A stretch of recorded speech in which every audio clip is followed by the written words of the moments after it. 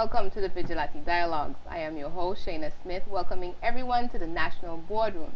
If this is the first time you're tuning in, the objective of our program is to talk about community affairs and issues and not just complain about problems, but to speak to the solutions. Last time we were here in the National Boardroom, we had Dr. Cindy George from Samaj Counseling, and we were talking about Mental Health Month and getting into different disorders. And I need to make one quick correction. Where we were talking about bipolar disorder and some of the symptoms, I think we had mentioned that hallucinations was one of the symptoms, but it's actually hallucinations are only associated with schizophrenia. So we'd like to thank Dr. George for all the valuable information that she gave us about mental wellness, and I hope that everyone is looking at how they need to stay healthy mentally.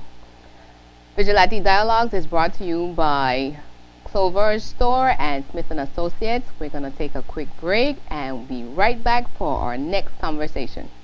Welcome back. You're tuned in to the Vigilante Dialogues. I am your host, Shaina Smith, and our conversation this evening is going to be about an organization that I have known since I known myself. And I'm interested in finding out more about it. So with us this evening in the National Boardroom is Ms. Helen Frett, the Director of BVI Red Cross. Good evening, Ms. Frett, and welcome. Good evening, Ms. Smith. Thank you for having me. Well, let's just jump right into it. The BVI Red Cross, it's kind of like a landmark in the BVI. We always know where the building is. But as far as knowing more about the organization, what its mission is, and, you know, the different services that it provides, we hope to get that information out to the public tonight. And if you have any questions for Ms. Frett, you can call us here at the studio at 494-7815. 494-7815. So Ms. Frett, what is Red Cross? We see, you know, oftentimes when there are disasters, basically anywhere in the world, you know, the first thing we see go up is the white flag with a Red Cross on it. So what is Red Cross? The Red Cross is the largest humanitarian organization in the world. Okay. And its mission is to alleviate human suffering, to promote human dignity, and to care for the health and welfare of individuals, especially during armed conflicts and in times of emergencies. Okay. So how did the international organization get started? It started in 1863 after the founder, Mr. Henry Dunant, witnessed a war in Italy, in the War of Solferino, the Battle of Solferino, and he saw untold human suffering. Okay. At that time, there were no organized groups looking after persons who were injured, and so the soldiers, they were just dying because there was no one to care for them. Okay. They had no food, no water. So there was no medical services associated with the armies at that time? No. Okay. And so he rallied the villagers in the area to care for the sick. I mean, at that time, you know, they were afraid because these were enemies that they were caring for, but he tried to tell them, you know, these are our brothers, these are our brothers. The humans, and so they rallied around, and the community, they helped, and so, but he couldn't get the image out of his mind even after the war. And so he got together with 4 other men, and they decided to get different governments together in Europe to try to do something about it. And so they had a meeting with 13 governments. Okay.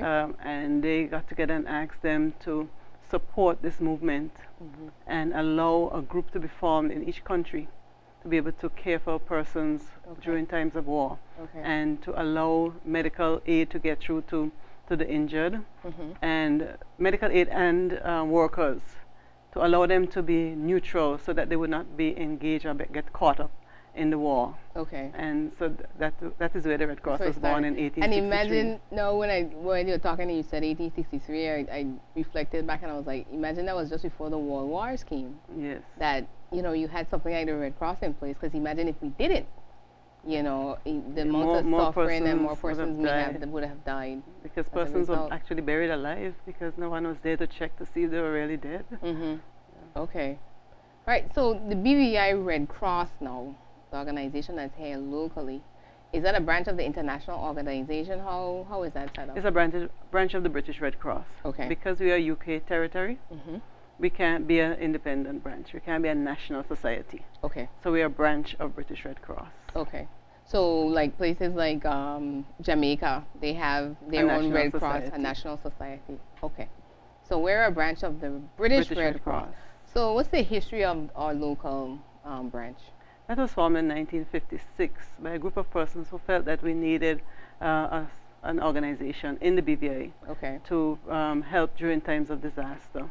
And so a group came together, and such founding members as Mr. Ralph O'Neill, Honorable Ralph T. O'Neill, Mrs. Mary O'Neill, and a few others. I saw we had Mrs. Thelma Swain, Yes. Mrs. Margaret Board, Miss Adina Donovan, and Mrs. Joyce Leonard Yes. were among the founding members. Yes. See, we have, volunteerism is in our blood, people. It's not just no. Well, that's great. Okay, so that got started, and basically from then till now, we've had the Red Cross here at, community. Yes, and it's been growing Okay. ever since. Okay, and your position is what with the The branch? director. You're the director. Yes. Okay. All right. So, what's the structure? I know sometimes we see, like, say, probably over in Syria now on the news, we see a Red Crescent flag flying.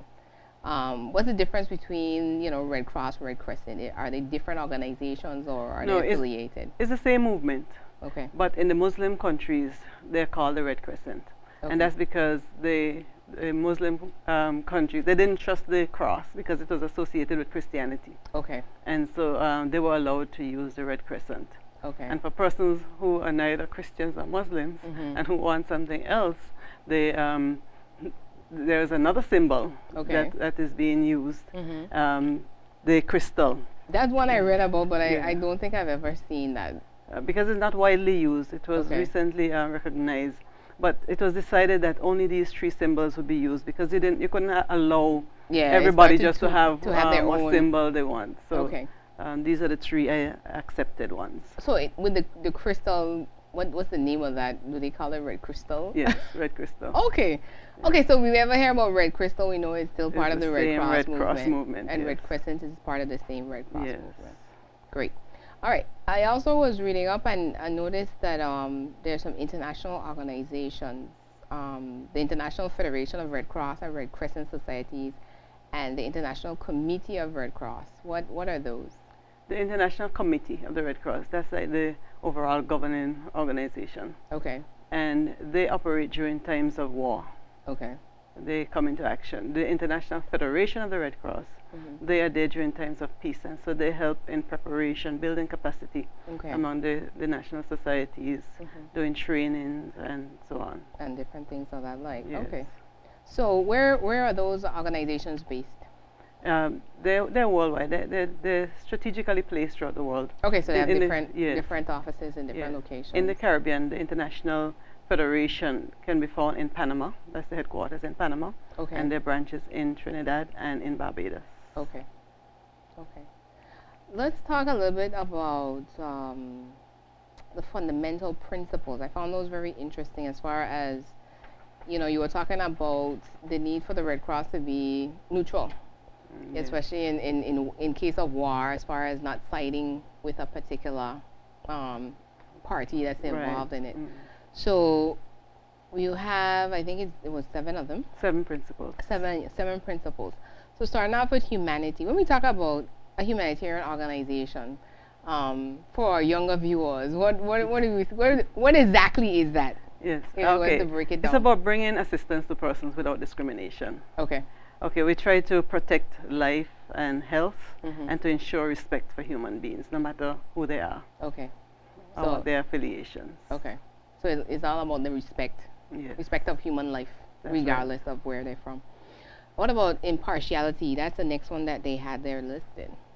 It means that when we provide care to persons, we're basing it on need and on the most urgent needs and not based on who the person is or if they're affiliated with any religious or political party. Okay. And neutrality. Neutrality means that during times of hostilities, the Red Cross, we cannot get involved in the hostilities. We remain neutral. It doesn't matter who is fighting or if there's any political or religious controversies, we should not get involved. So that means basically as a volunteer, if I have a particular political affiliation. I have to set that aside Yes. and operate from a neutral standpoint. That's right. Okay. We're not saying that people cannot have their own opinions, but you cannot bring it into the movement and bring it out openly. Okay. As far as in terms of doing whatever Doing the your work of the duties Red are. Cross. Yes. Okay. Independence.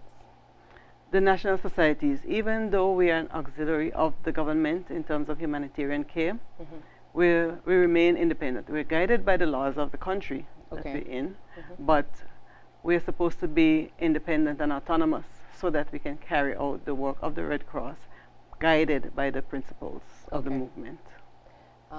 Voluntary service, which we'll get into a little bit more, but that more or less is self-explanatory, I'm guessing. It's a voluntary-based organization. We depend on volunteers, and the volunteers are not there based on gain. They're there just to provide a service to their community. So basically, no one gets paid. We have paid staff. Yeah, paid staff. We have a limited number of paid staff, but most of the work is done by volunteers. Okay, for the most part. Yes. Okay. Unity. Unity means that there can be only one Red Cross or Red Crescent Society in any country. Okay.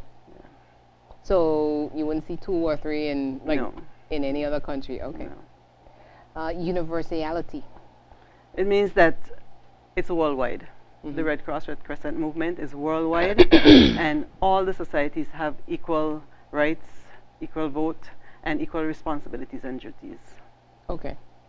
All right. So there are some services that we know the Red Cross are known for, provides.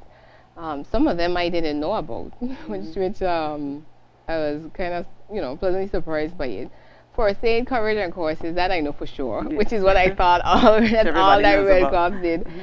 I remember sports day, primary school and high school, where we had the Red Cross group was there and used to basically man the sick bay. Yes. So when we talk about first aid coverage, that's the type of coverage that's being referred to. Yes, okay. you would find the volunteers at all sporting activities and community events, like they were just at the Music Fest last weekend, festivals, any large events. Okay. You would find them there. So how does the Red Cross liaise with like medical services in a country? Okay, during like disasters, we are supposed to be a part of the team as first responders. Okay. Yes. And so we work with the health department, we work with the Department of Disaster Management. We work very closely with them. And so we work also in preparing the national plans. We're involved in the decision making. Okay. That's the role of the Red Cross in any country. Okay. All right. So you basically kind of come alongside medical services, first responders in terms of even fire, police, and whoever else is part of those teams to lend assistance, whether it's in hurricanes or floods, those types of things. Right. Because we're supposed to fill in the gaps. Okay. Where the government services fall short. Okay. Not that. Well, when I say fall short, I mean that. Yeah. We go so far, and then you need to supplement, to extend the services out. Okay. So that was one of the next things on the list as far as the first aid coverage is one thing. What about the courses? Let's get some information about first aid courses that you offer. How often? Is there a cost? Who can attend? We would hope that all persons will learn first aid. And so we provide the basic first aid and standard first aid. The standard first aid, we do an 8-hour course, which is the preferred one. And that is $40 for the course. Okay. And the textbook is $25, so $65 per person. If we have groups and the group doesn't want to purchase, for each person to purchase a book, we would say, depending on the size of the group, that they could take at least 2 texts. I give it a business. Okay. At least to have 2 texts within the office so that they can be used as a reference for the workers. Okay. Because I know, and that's a good point that you made, because I know for the office where I worked at the Ministry of Finance, and we had to come up with an emergency plan for the building. Yeah. And that was one of the things that I think we had, the person who was designated as the coordinator, emergency response coordinator, took first aid training as far as being able to do, some type of basic first aid in the event of anything. Because we do drills and we don't think about, well, suppose somebody trips up going down the stairs, or something else happens that before the ambulance gets there, that somebody needs to be looked at. So they'll be able to save a life. Yeah. So the first, how often are the classes offered, though? We don't offer them on any regularity. It depends Okay. on needs, Mm-hmm. because the volunteers, they also work. Because they're full-time Yes, full-time workers. full-time workers, and it's based on their availability. Okay. And if a group needs a course, Mhm. then we try to organize with one of the trainers. And so Okay. somebody who has probably a day off during the week, we try to coordinate it with the company so that we could get that have put it on. done. But most of the training is done on a Saturday when persons are available. Okay. So it'll be basically an 8-hour day on a Saturday. Yes. Everything is done in one shot one instead day. of different sessions. Right. Okay. All right. So you said it was $40 for the course, 25 for the textbook. Yes. And then you say you have basic, first aid, and then And standard. and standard. Yeah. And it depends on how in depth. Okay. You know, we So go into the standard course. is what? That would be include things like what? Well, cuts and bruises, broken bones, choking, Okay. bleeding. Okay. Yeah. So basic, I thought that was in basic. So what's in Well, basic? well, those are covered too. Okay. And then you would get the CPR. Okay.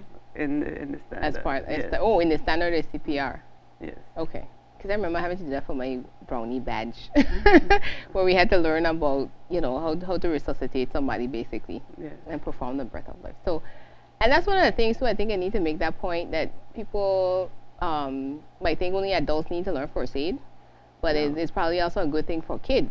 Yes, Because it's- at brownies, I was in primary school still, so that was probably about 9, 10, and we had I think it was Miss Russell Oh, yes. at the time came in and She's- showed us.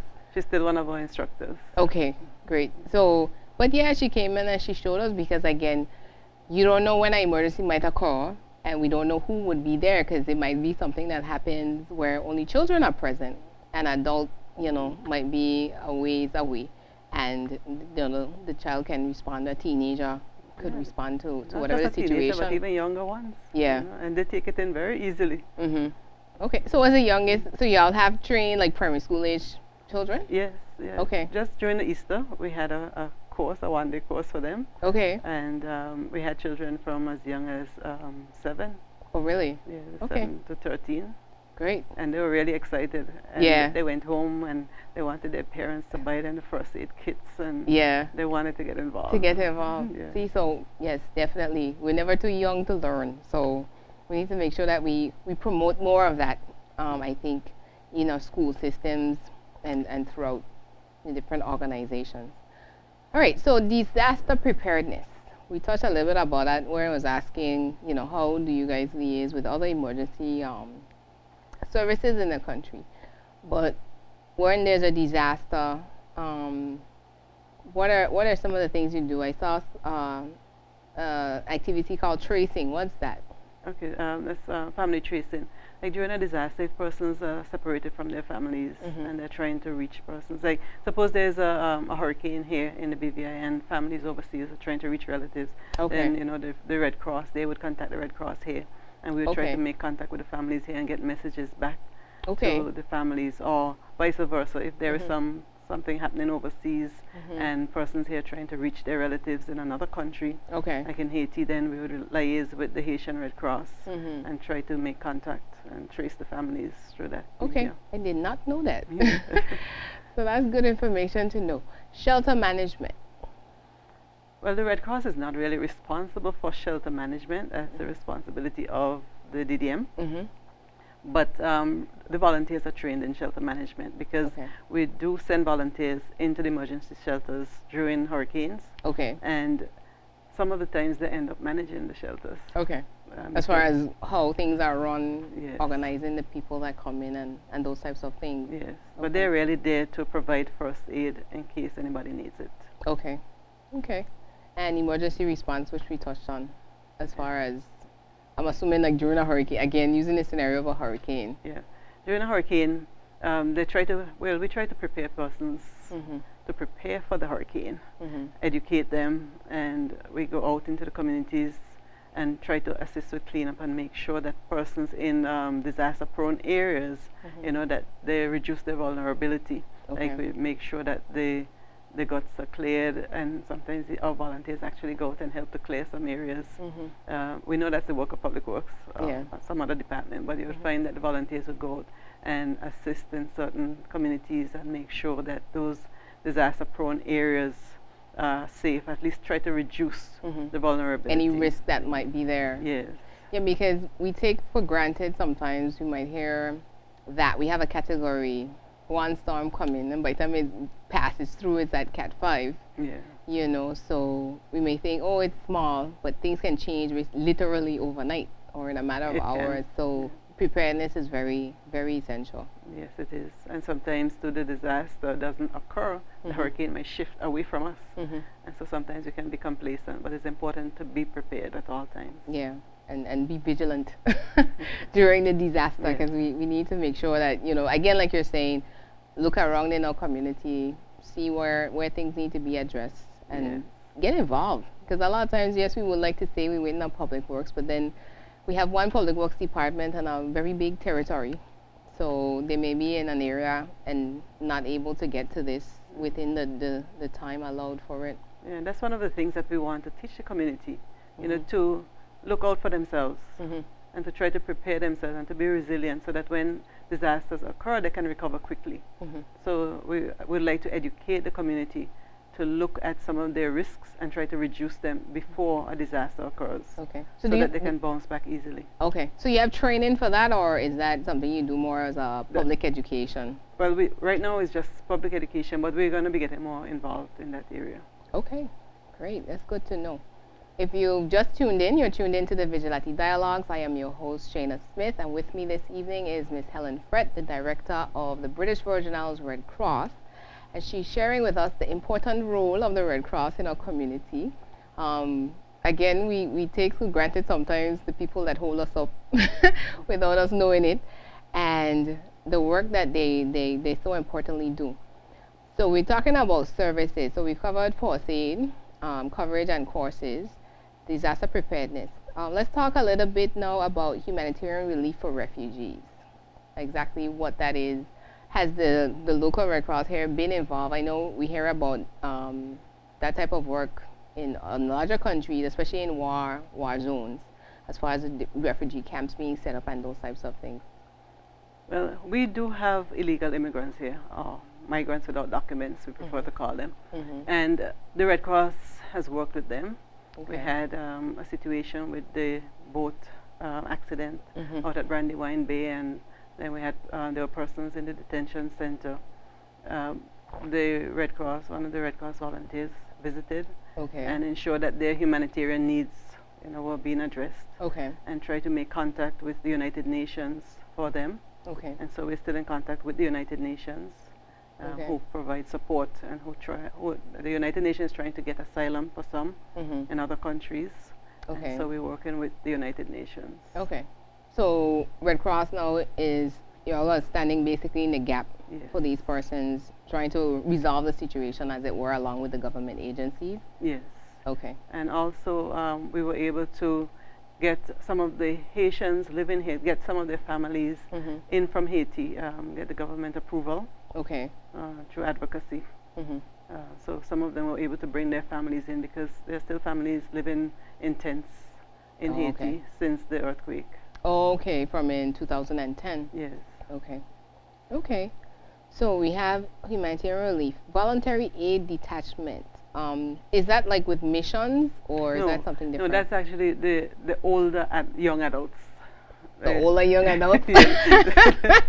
So we're talking about the 20-something, 30-something? 20-something up to 40-something. Yeah, those are the persons that they go out. They're the ones who you would find out doing some of the first aid coverages. So, well, let's touch on that a little bit. I know at one point, I think there was something called Junior Red Cross. Yeah, the juniors are the high school age students. So that's the younger set that used to pick us up when we fell down on the track.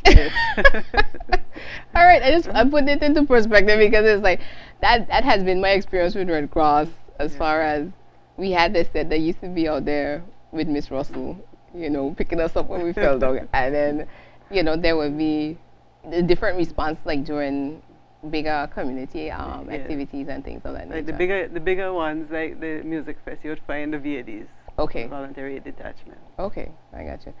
Did the overseas missions, though, you mentioned about the situation in Haiti. Is there would there ever be a situation where with the BVI Red Cross would be deployed to assist another national society? Yes, but the person who would be deployed would have to have certain training, regional, international training. And we only have one person on our team with that training. Okay. Okay, so that wouldn't be open to any volunteer, No, but they'll have special to training first. for it. Okay. Okay. So we have that. Now this is one I didn't know of, home care. What exactly is that service about? Okay, it's called Home Care Basics. It's really a basic nursing course. Okay. A 3-month course for persons who look after the elderly or the sick in their home. Okay. We used to have an agency to manage these persons, but now we only provide training. Okay. The persons are now managed by the Social Development Department. Okay. And so the training is 3 months, and it's 1 day a week. We're going to be starting that in September until December. Okay. Is there a cost associated? Yes, it's $100 for the course. For the 3-month course? Yes. Okay. And they get training material with that. Okay. There's also a graduation at the end. Nice. So if persons wanted to sign up for that course, how do they go about doing that? They call the Red Cross. In fact, we've already signed up more persons than we can handle. Really? Yes. So you're already having to the next 3-month course? Yes. Okay. All right. But if anybody wanted to sign up or wanted to get more information about it, they can call the office. Okay. All right. So that's home care. What about health and community care? What is that about? We have several programs under that. The prostate cancer screening. That's an annual event which was held this year in January into February. We had over 1,000 men screened for prostate cancer. And that was between here and Virgin Gorda. Okay. Yes. The other program that we do under health and social care, we have a medical equipment loans program where we rent hospital beds, commodes, wheelchairs.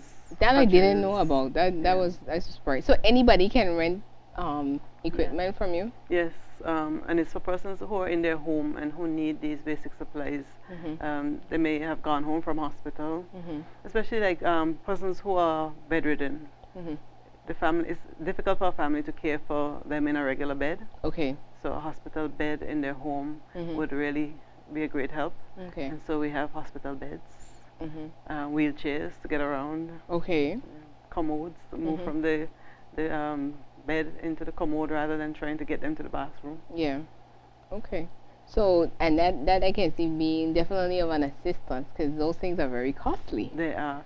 Right now we only have used items. Okay. We're hoping that we'll be able to buy new stuff.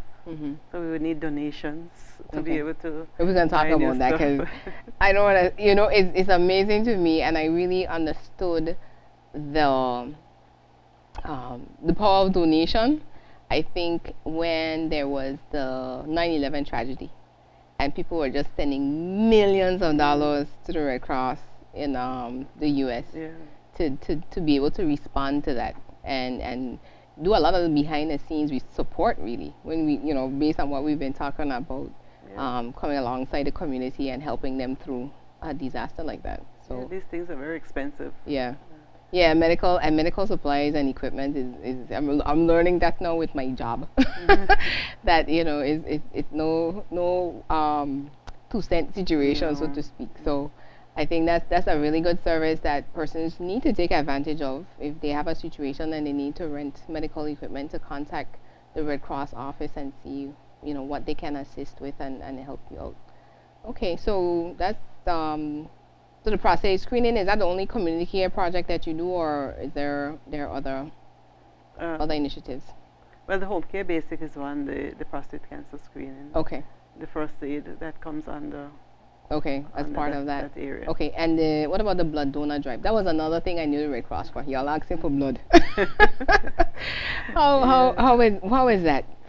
Well, we used to get involved in blood typing, but that's not so much of a needed service anymore. So we're not so much involved in that. But we do maintain the blood bank, the blood database. Okay. Blood donor database, and so we work along with the Health Services Authority. Okay. When they need blood at the hospital, they would call us, and Okay. we would get into the database and try to find donors to send to the hospital. Okay. So if I wanted to be a donor, I would sign up with Red Cross and not the hospital. Yes, because now we maintain the database. Okay.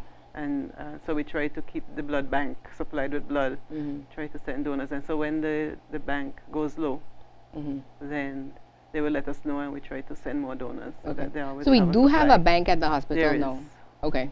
Because I remember at one point we didn't. No, but we do So now. we do now. Yeah, so Okay. we're working closely with the lab. Okay.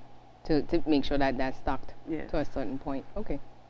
So if blood is needed, you're the one, Red Cross is the one that would call me and say, Shaina, I need you to come and give us a pint today. Most likely. Okay. Yeah, you can be called from the hospital too. Okay. But because they're so busy trying to, especially if it's a real emergency and they're trying to deal with the emergency, they would ask for our assistance, and then we would do that. Because they do have access to the database as well. Okay. So they can call, but to help them out. Okay. As far as managing it, Yes. that's the Red Cross's role. Okay. Well, I understand. All right. Yeah, so only those two things. I know you guys were both saying I'm blood donor. But, you know, I'm happy to hear that it's a lot more sophisticated organization that a lot of people may take for granted as far as it goes. So, but we're going to take a break now and come back and talk more about the services of the Red Cross and some of the other, some other things about Red Cross that people may not know. You're tuned in to the Vigilante Dialogues. I am your host, Shaina Smith, and with me this evening is Miss Helen Frett, the Director of the British Virgin Islands Red Cross. And we've been talking about the role of the Red Cross in our community. So we're going to take a quick break, and welcome back. You're tuned in to the Vigilante Dialogues. I am your host, Shaina Smith. This evening, our conversation has been about the British Virgin Islands Red Cross. And if you have any questions for Ms. Frett about the Red Cross, because we need volunteers, and we're going to talk about that more, you can call us here at the program at 494-7815, 494-7815. So, Ms. Frett, we have covered a host of services that the Red Cross provides. First aid coverage, disaster preparedness. So you guys are part of the emergency first responders, humanitarian relief for refugees, which I did not know about. Voluntary aid detachment, health and community care. So things like the blood donor bank, medical equipment rental. I'm sure many people may not have known about that. And what else we had? We touched on the prostate screening, as far as that being one of the community care activities that you do. Another fixture that we see, you guys have this thrift shop right downstairs of the building. So let's talk more about the thrift shop, what it is, who can shop there. Can I shop there? Anybody can shop Anybody can shop there, okay. It's actually a wonderful place to shop. We have nice things there. Really? Yes. Oh, see, now you're tempting me. I'm going to have to come for real. I was joking, Please, but... please do.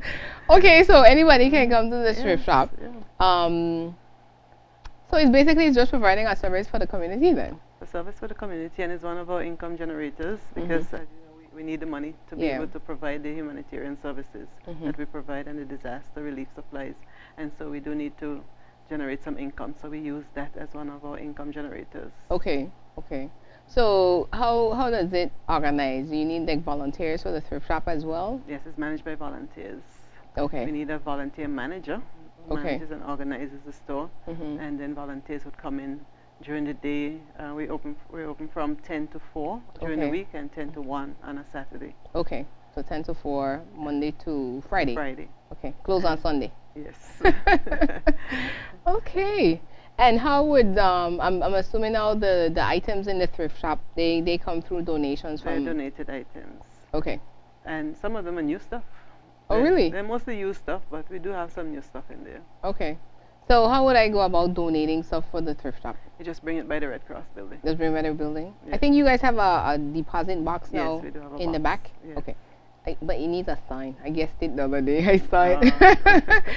So in terms of, is there any criteria, or we can just bring anything that we may not have use for anymore? Any used item. Okay. We ask that the items be in good condition, since we resell them. But whatever people bring to us, we try to make use of. To make use of it. Okay. Great. Okay, so those are the services of Red Cross. Let's talk now about activities. Actually, where you are winding down Red Cross Month, Yes. in May. We had so many things going on in May. Yeah. So I think I may have heard one of the events you had an open house. But let's talk about what the different activities were that you had for this month, for Red Cross month. Is that a fixed month that you celebrate every year? Yes. Usually we celebrate a week around May 8th because that's World Red Cross Day. Okay. The birthday of the founder, Henry Dunant. Okay. And so on that day we had the open house. Okay. And we had somebody on the radio station, Morning Devotions, promoting the activities. Mrs. Okay. O'Neill was on that morning. And also we were on the Almanac program for the whole week actually. Okay. Yes. And one of the big activities we had was the annual tea party. Okay. And that was well supported. And we had also had the fashion show, hat Okay. parade. So all of a this was part of raffle. the tea party? Yes. Okay. Yes. And that was beautiful. Okay. So where was that held? That was held at the Red Cross at the Red Cross headquarters. building? Okay. Yeah. Okay, so that basically was home base. Yes. Okay, so what else did you One of have? the other things that we had, every year we try to give back to the community, and so we provide a luncheon for the staff and pupils of the Island Riche Learning Center and BVI services. Okay. And so they all came, they had a good time, they enjoyed we enjoyed the fellowship. Yes. Okay. We had what we call a Red Bucket Day, where we were out in the community with our red buckets asking for donations. And so we want to thank the community for supporting us. Okay. And we ask that you continue to do so. Okay, so wherever I see a red bucket, I must put my change in. Yes, the red buckets are in the supermarkets and in some of the businesses. You might see a little container shaped like a cross, like a red cross. We ask for your support in just dropping in your change in those little containers. Okay. All right. So anything else besides the tea party and fashion show that took place with the month as far as the celebration? Well, the luncheon for the persons. We visited the sick and the shut-in. Okay. We had the VADs. They went to the hospital, and persons got visits at the Adina Donovan home as well. Okay. Yes. We were out in the community at the first aid, at the community events, providing first aid coverage as usual. And we want to have we were supposed to have a Run for Red, which was a race. Okay. Fundraising activity that didn't actually come off. Okay. Yes. And next year. Next year. No, hopefully we want to do it next month actually. Okay. So that's something for us to look out for Yes. in the media. And we want to do it as an annual event and name it after our the first president of the Red Cross.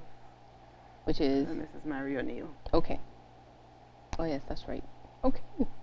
All right. So you basically had a very busy month. Yes. Of activities. Okay. Let's talk about some upcoming activities now, as far as what you have planned now, looking out into the year. I think you were mentioning something for summer.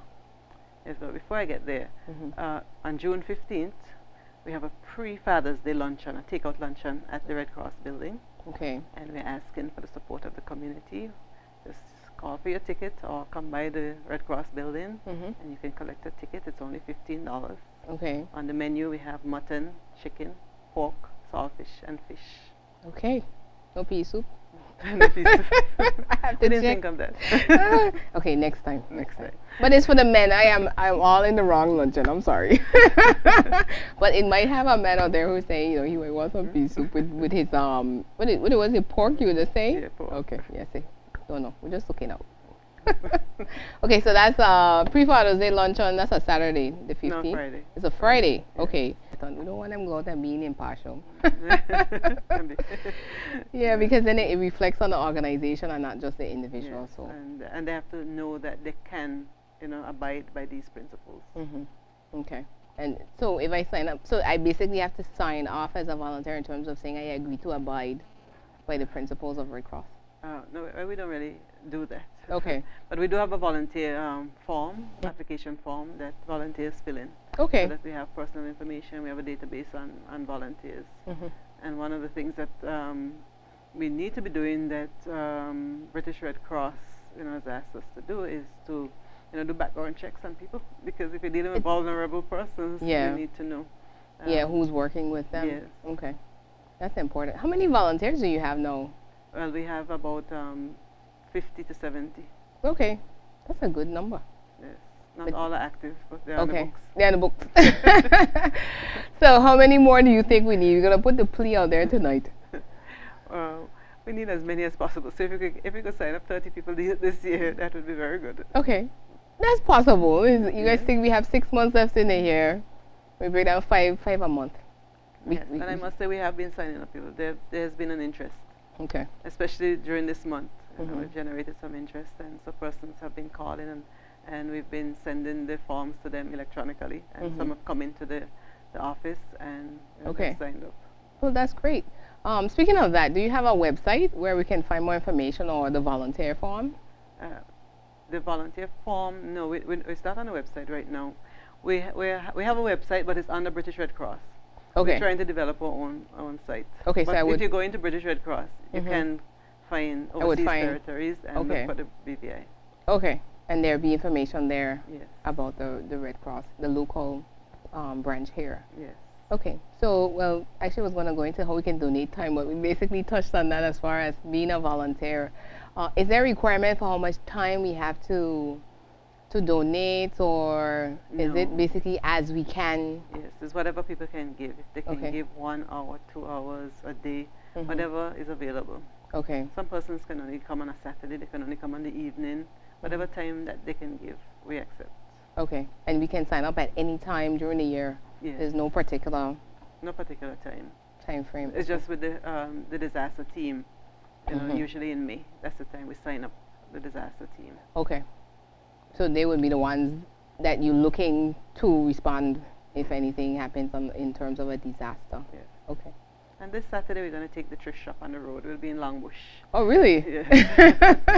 That's interesting. So persons in Longbush now, they have no excuse. They need to know about the thrift shop. So we expect to see good support go out. The thrift shop for the Red Cross will be on the road. So what time are you going to be out there? From 7 o'clock From 7 o'clock? till about 2 or 3 o'clock. Okay. But you guys are really busy, I realize it. I'm coming to That's why we need realize. more volunteers. So Yes. we're not taxing the same people all the time. All the time. Okay. So is there like a monthly meeting that I would attend as a volunteer in terms of, keeping us abreast of what's happening with the organization? We have members. There are Mhm. two different groups. We have Okay. members and we have volunteers. Okay. And we have general meeting monthly for the members. Mm-hmm. Volunteers are free to come as well, Okay. but they're not obliged. Okay. The members are the persons who pay a fee, Mm-hmm. annual fee. Okay, so Annual we fee. have dues as a member. Yes. Okay. And it's only $30 a year. Really? Yes. Okay. And members have a say in the organization. They have a vote, Okay. while volunteers don't. Okay. So, well, we touch on this quickly and then we start to wrap up. But the structure, so then that means there's like a structure as far as, well, I know we had director, but I just assumed the director was appointed. But is that an elected post No, or? it's appointed. Okay. Yeah. We have a governing board. Okay. Yes. They're appointed. And so we have a chairman, a vice chair, Mm-hmm. treasurer, secretary, and 3 members. Okay.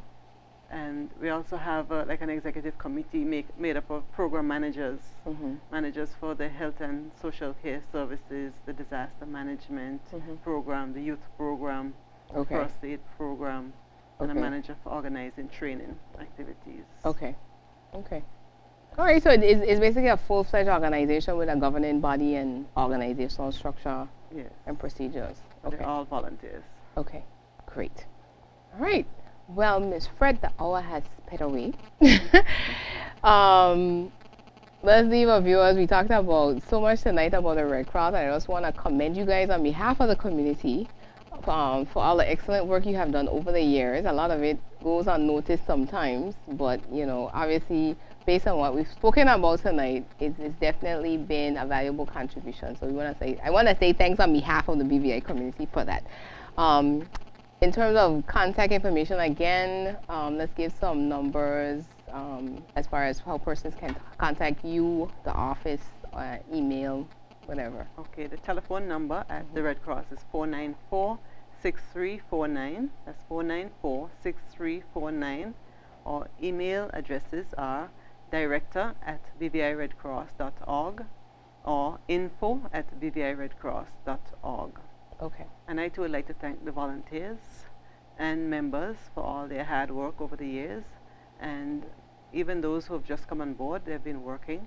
And I'd like to thank the community for their continued support. Great. Well, Ms. Frett, thank you for being here in the National Boardroom tonight and sharing with us, and you're welcome back anytime. I really wish you guys the best of success with the summer camp, though. Would that be the first time that you're doing? First time, yes. Okay, yeah. Yes, we're going to try it this time, and we hope it will be an annual event. Okay, going forward as far as teaching. Well, that's interesting. So parents, you know, I have some nieces and nephews. People call all the time, like, what's happening for summer? So there are so many options out there. I don't understand why the kids say they're bored. So we need to get them involved in the different areas of our community, in terms of teaching them community service and how to give back, because you know it helps us to be more grateful for the things that we have, and understand that it comes because someone is doing something to make it possible. So we need to do that. Okay. So you've been tuned in to the Vigilante Dialogues this evening. I thank you for being tuned in. The Dialogues is sponsored by Clover's Shoe Store as well as Smith & Associates. If you would like to be a guest or a sponsor on our program, you can call us here at the studio at 494-7815. The Dialogues is on every Thursday at 9 p.m. live and on Sundays at 6 p.m. Tune in on June 7th, which is going to be next week, Thursday. And we'll be having our next Situation Room. And I promise it's going to be exciting. So mark your calendars from now. 9 o'clock, I have to be home watching CBN. We are going to be talking about immigration, labor, and social development. And trust me, it's not coming from the usual angle. So you're definitely going to want to be tuned in. I am your host, Shaina Smith, saying let's continue to change the conversation for a better Virgin Islands. Good evening.